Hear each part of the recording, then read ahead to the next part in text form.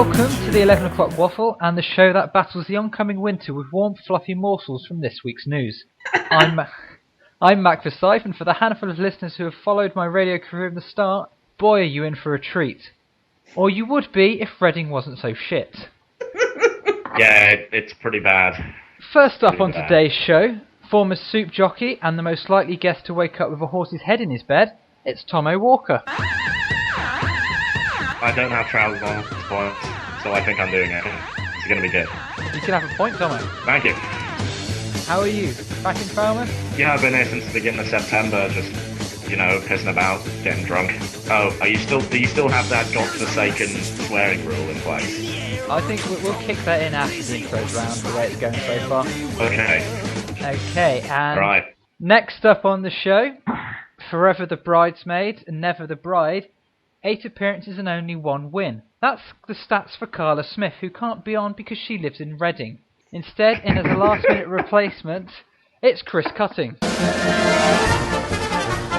My first appearance on the 11 o'clock Waffle. English internet connection, satin lining, lovely. That's it. Hey, hello everyone. Hey Chris, how are you with 5 minutes preparation? I'm 5 minutes prepared. My body is always ready, so I'm ready to take on the show, ready to bring my native wit to this jolly brainy scheme of yours. So yeah, I'm ready for the show. Brilliant. And finally, our big booking of the week. For those of you who don't know already, Carla and I used to host a radio show called Back to the Decades.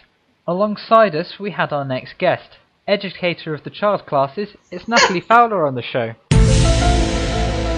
Hi! I didn't really have an intro, so hi! just do whatever you did when we used to do Back to the Decades for 2 years. I don't really remember. I'm just going to say I'm awesome because it's true. That's fair enough. It's confusing now. The Fowler part still throws me. Oh, it's alright. My kids call me it, but I don't answer to him. Hey, Mrs. Fowler! And I just ignore him. This is your second show since you were on the Valentine's Day special, which was right back at when we had first begun. I don't remember that. Yeah, you were on a show before. Was I? Yeah. Oh, cool. So you don't remember your own name, you don't remember the shows you've been on. I think your radio shows would be very, very memorable. You're lucky I even remember to be here. Okay, so this promises to be a great show already. Question 1. Sorry, what was the question? I've not even said the question yet. And I'm the one with the memory. Oh, I forgot you had, sorry. Question 1. This is a show. A US woman has won the right to have her full name printed on her driving license. Janice Lokalani Kahani Kauka Aka Haula Hele Akwalahana. I think I may have got that slightly wrong. Her name is so long, containing 36 letters and 19 syllables, that it would not fit on the driving license. But other memorable names and stories behind them. Tommo.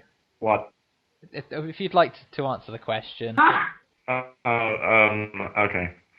Well, from extensive note-taking, I found a story from 2007. It basically...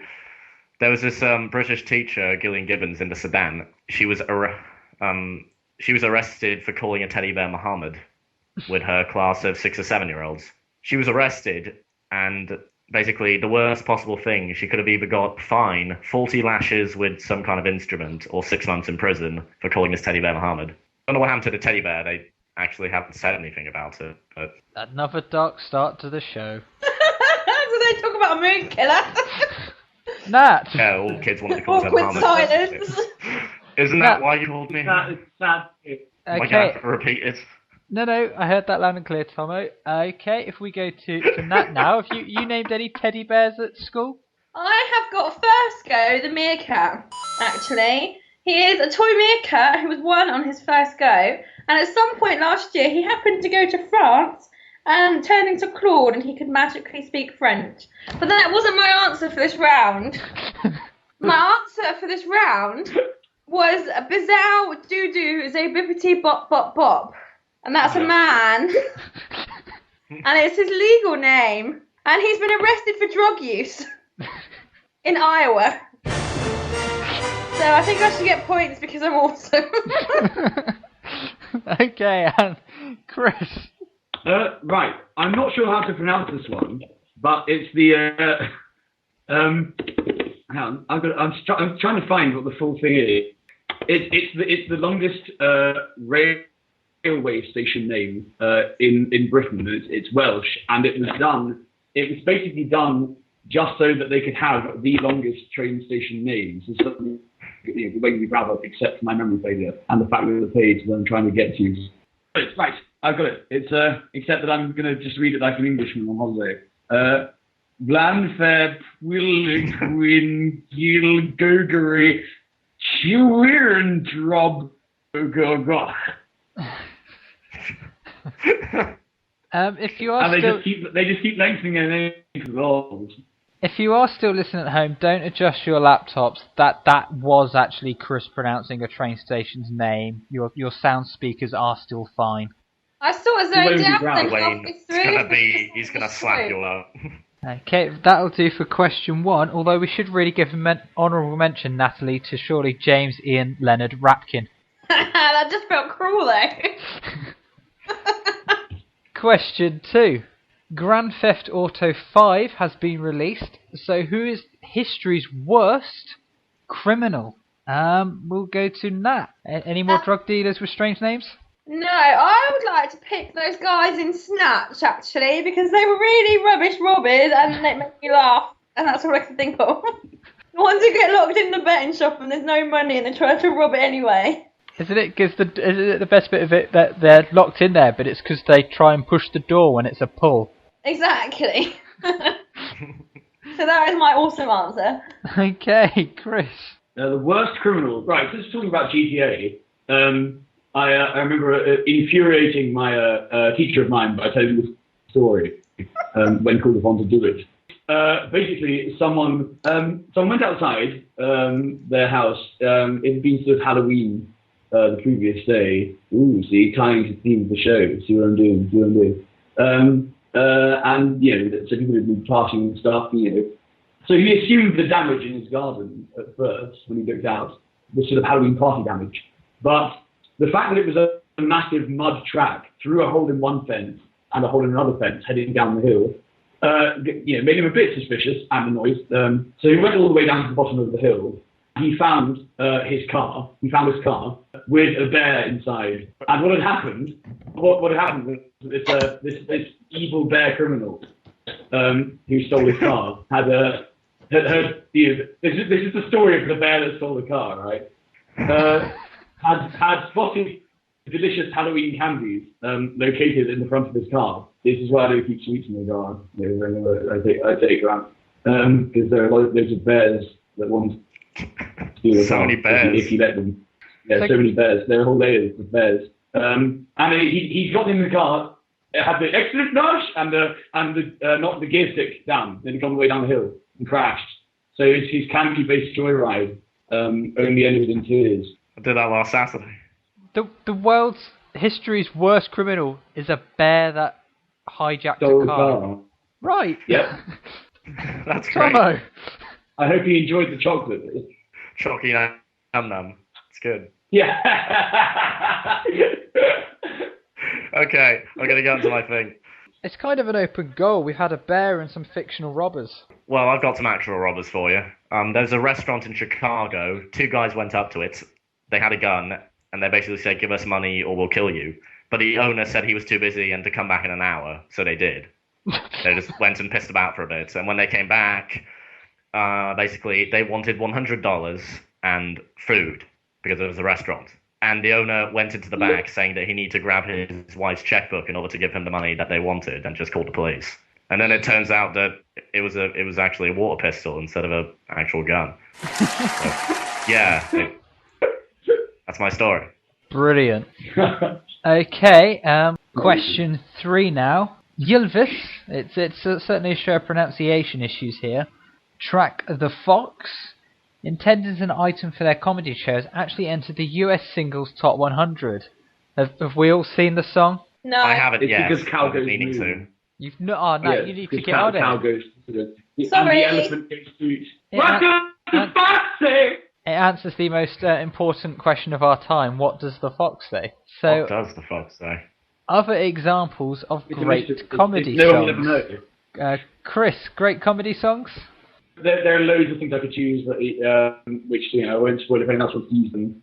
But I'm going to go with something classic, kind of wartime. I'm going to go with "Noel Coward's Don't Let's Be Beastly to the Germans," because if you haven't heard the song, it's a satire and forgiving to the Germans when the war is over. So.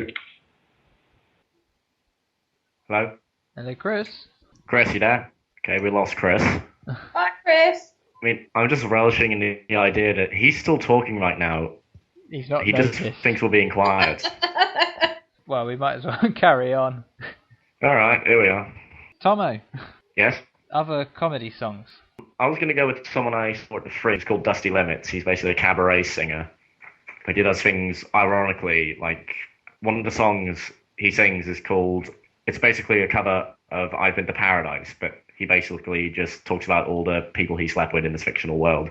Like how he snorted cocaine off of a priest's back in Cuba and things like that. Which is quite hilarious.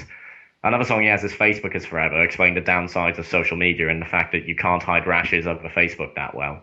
Okay, and Nat, lastly. I'm going to go with Every Sperm is Sacred with Monty Python. Forgot about Monty Python. Brilliant song. And Chris, we appear to have lost Chris to an internet void. There seems to be an internet blackout occurring around the world. I think it's just occurring to Carla and Chris. That'll take us all down by the end. Like a zombie apocalypse. Well, Chris doesn't live in his house anymore, so maybe the internet just cut out. So hang on, he's in a house he doesn't live in.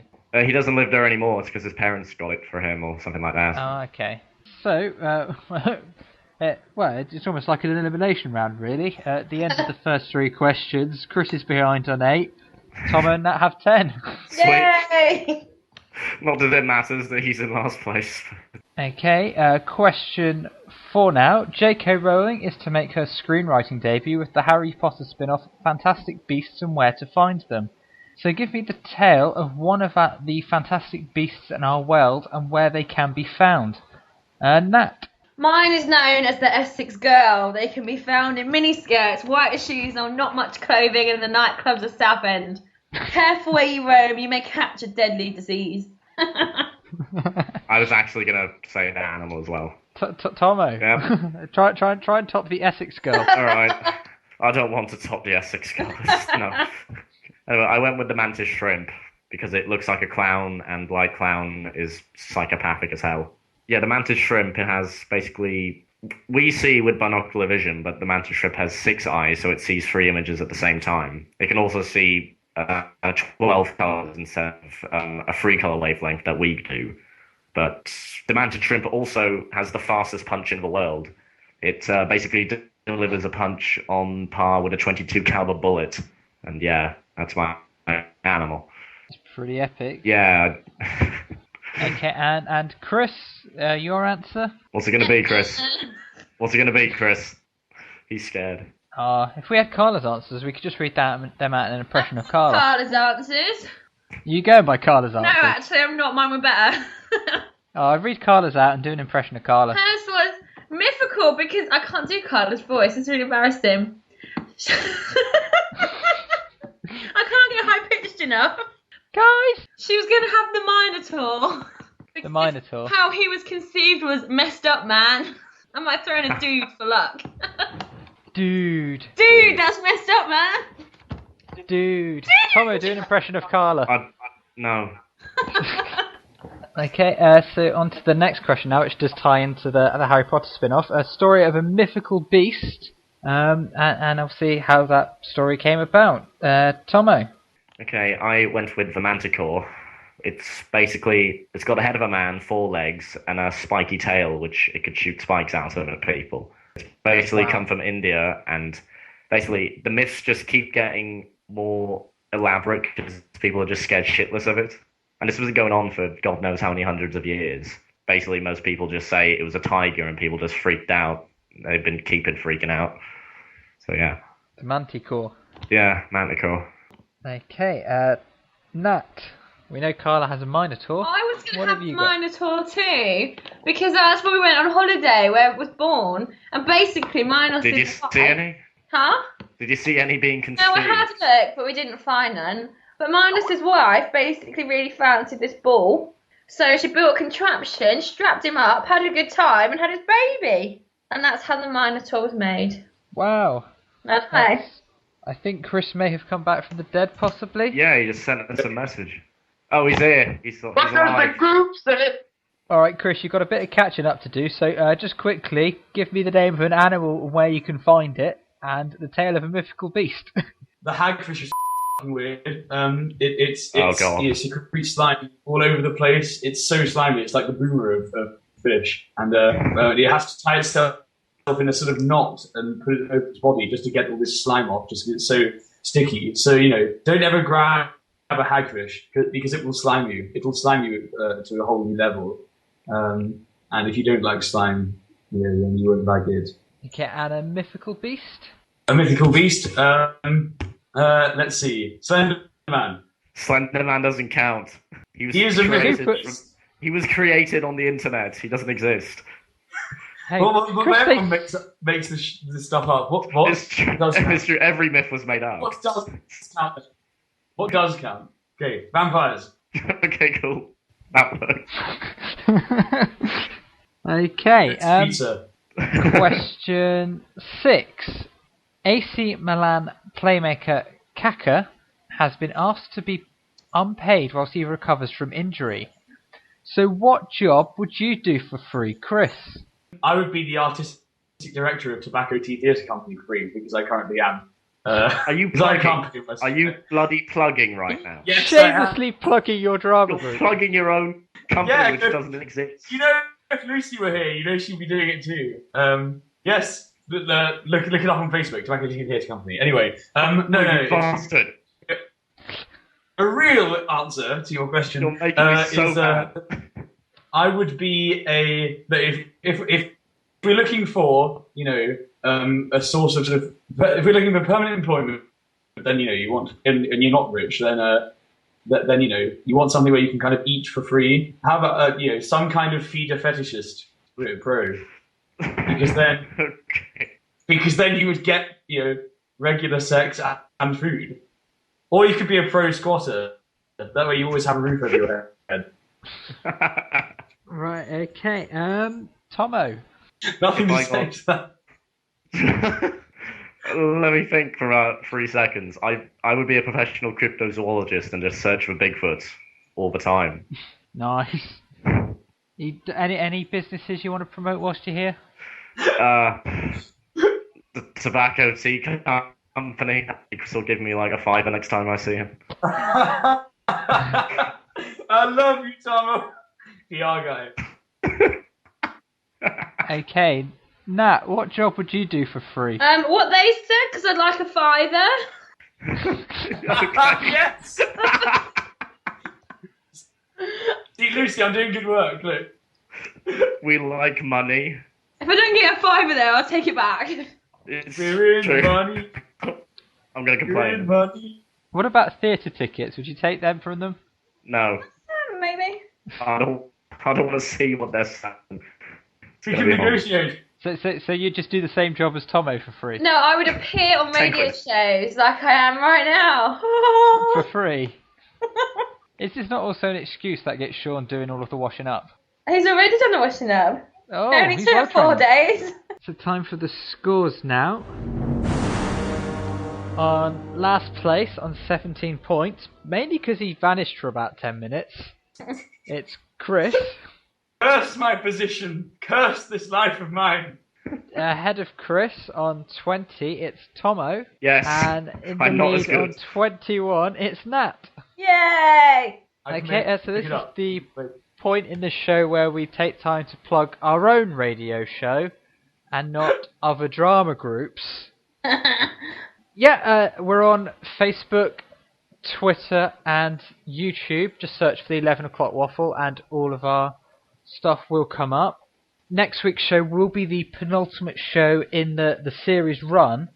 However, after that, we will after next week's episode, we will have the grand final, which so far features Edgar Duncan and Emma Preuss. But the third spot is still up for grabs on that one, so It's still all to play for. And then shortly after the final, we will be having the first of 3 sci-fi specials. I imagine that somebody from the Tobacco Tea drama group will be on there, Chris? Oh, I don't know. No idea. Well, you never know. So is that sort of like a sort of an old people's home for Feckles members that are sort of too old to be in Feckles now? Kind of. If It you will were to take turn the into- I think you need more Feckles wheelchairs. Oh god, Feckles modes of transport. We've already had the bus of death and your car. I think James. Do you reckon James would be the first to get the wheelchair? Probably. He's about 106. No, Lexi. Don't do Sorry that. if you're listening. Sorry if you're listening. I suggested that. Okay, We are venerable father for standing. let's get on with the last round now. Question 7. Voyager, launched in 1977, has left our solar system, becoming the first man-made creation to do so. So, in honour of Voyager, give me an interesting piece of trivia that the probe has discovered on its travels across our solar system. Tommo. I'm gonna guess that space is big. Very big. That was my answer. That's what it's discovered. It's big. Space is big. Yeah, it's good. It's big. It's good. Right, I give you a point. Thanks. Nat. Well, since my answer's just been stolen, I'm going to say that the Voyager discovered that the truth was out there.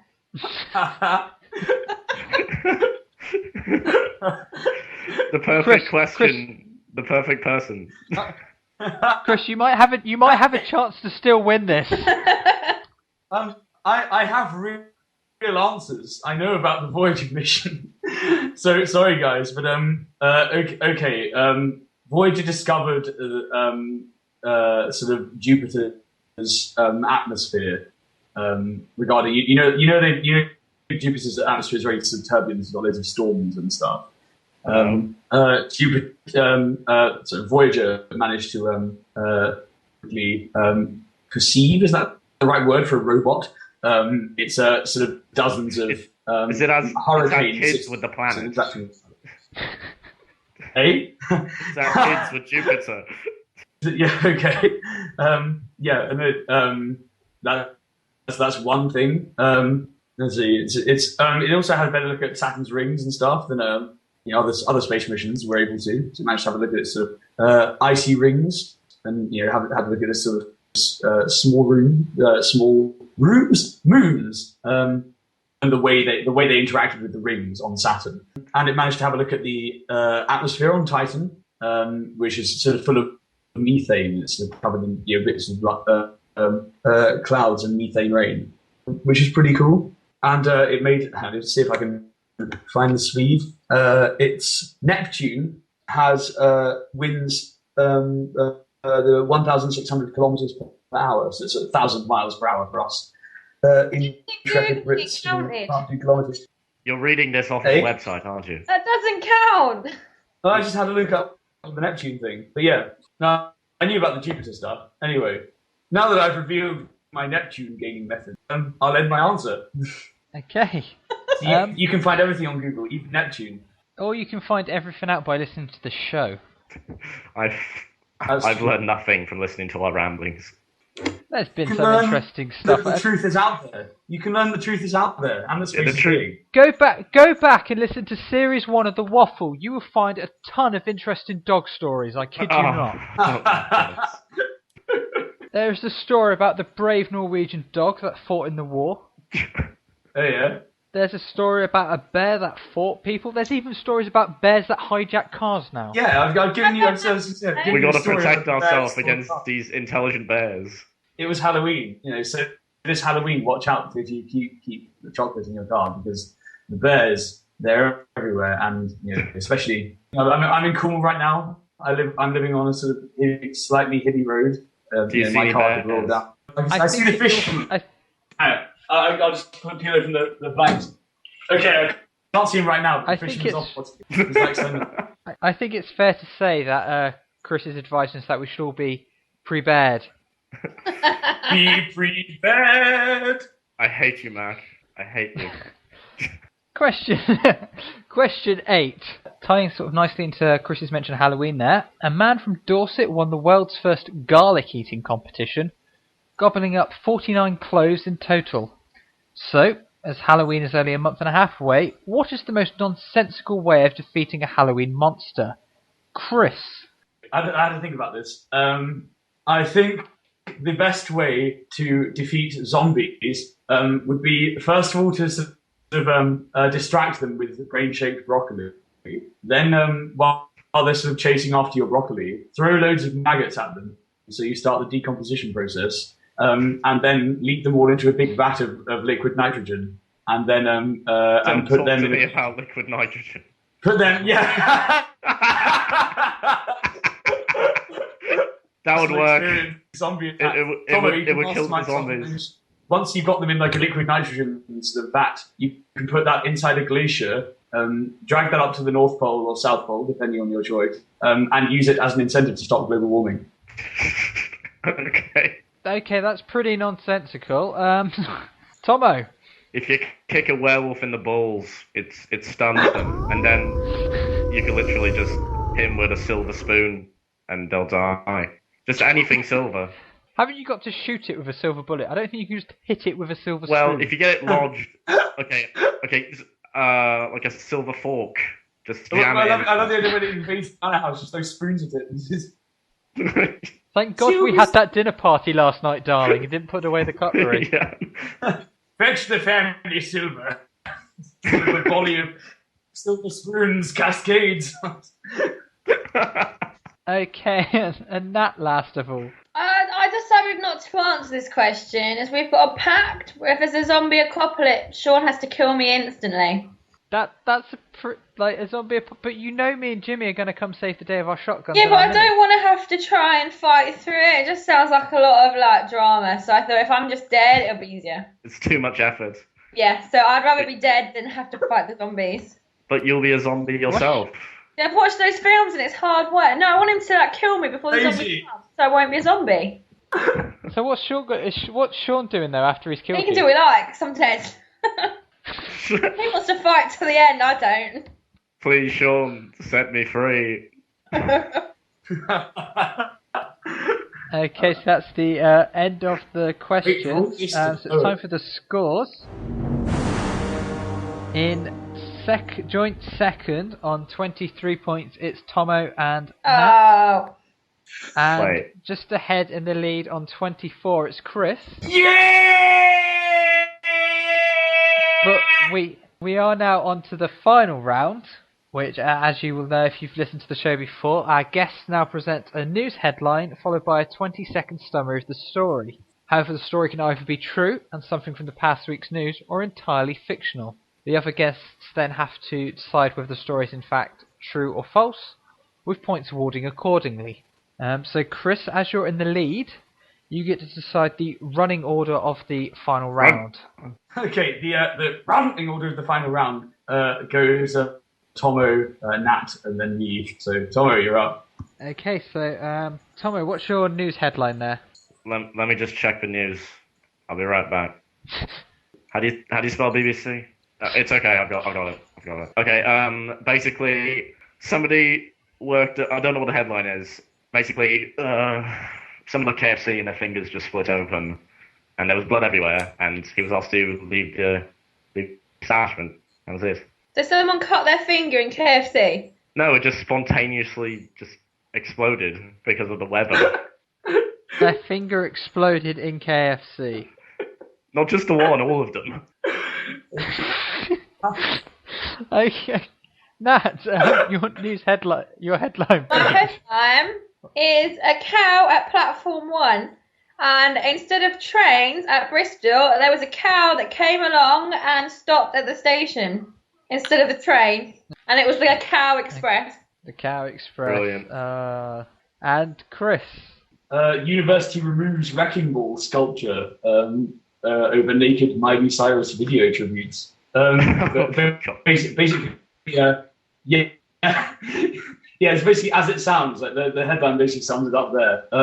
It's an American uni had to in Michigan had to get rid of this wrecking ball sculpture, which was a tribute to sort of builders, because people were defaming it or defiling it with their filthy tributes to Miley Cyrus, who isn't even a good singer or a good musician. Shameless. And is so you know, I don't know. I wish they don't say anything about whether they did any twerking or anything, but a man can dream, can't he?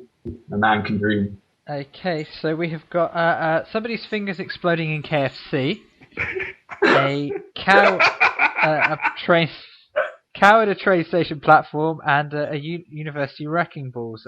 So, Nat, do you think somebody's fingers exploded in KFC? I think they're all true. You think all of them are true? Okay, Chris, do you think somebody's fingers exploded at KFC? I do not think that there was a news story about someone's fingers exploding at KFC. And what about the cow at the platform? I think the cow at the platform is true.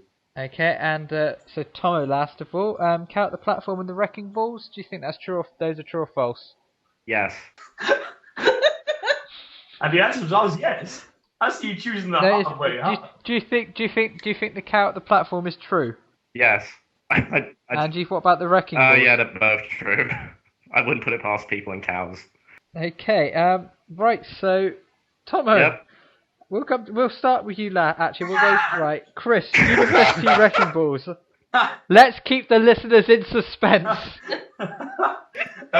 University wrecking balls. Was that true or false? The wrecking ball is true. True, right. So a point each for Nat and Tommo there. Okay. Cow at the platform 1. Nat, is that true or false? True. Okay. So, bearing in mind, Natalie said that somebody's fingers exploded in KFC. And Chris went false. This is for the win. Tommo, did somebody's fingers explode in KFC? No, it wasn't in the news. It wasn't in the news. I love. So that's false. Yeah, it was false. Okay, so at the end, the final scores at the end. In last place on 26, it's Tommo. Yes. I finished.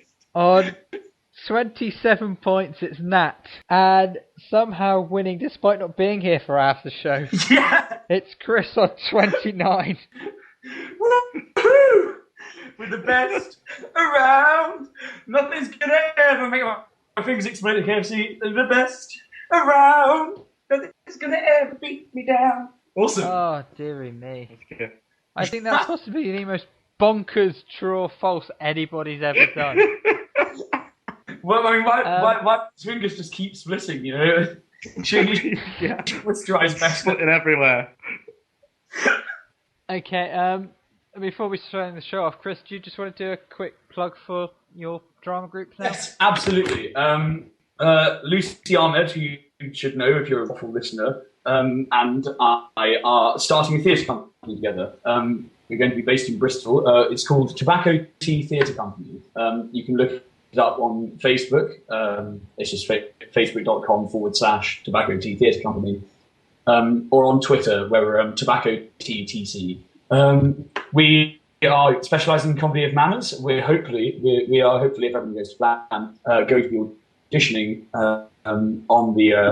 for a show in January or February, our first show, which will probably be in Old Coward's Hay Fever. If you're interested in auditioning or helping out in any way, we are going to be a professional theatre company. Email Tobacco Tea Theatre Company, all one word, all lowercase, @gmail.com. So Tobacco Tea Theatre Company @gmail.com. Send us an inquiry if you have any questions about anything, and we'll be delighted to hear from you. Okay, thank you. Okay, thank you very much, My Chris. plug's done. I can remove the plug now. And you can go collect your check from Lucy for all of the plugging throughout the show. Yeah. Well, one fiver coming. I don't know how to get the fiver to Natalie. Like, I can just throw it at Tommo or something, but I don't. Give it to Mark and he can send it on with interest. Yeah. All right. Thank you to this week's guests, Tommo Walker, Natalie Fowler, and this week's winner, Chris Cutting. And I feel we should really say at this point, Carla Smith, look at what you could have won. You missed out on the story of a lifetime. The wild ride never She's got Chris has got a better winning rate. Chris, you're now on the same amount of wins as Carla has after 8 appearances. Awesome. Although we should point out she's not the worst waffler because James has been on 11 times and has only won once. Aw. But we'll be back next week with a bumper show as always. Until then, take care and bye-bye. So long. All right. So long. Right.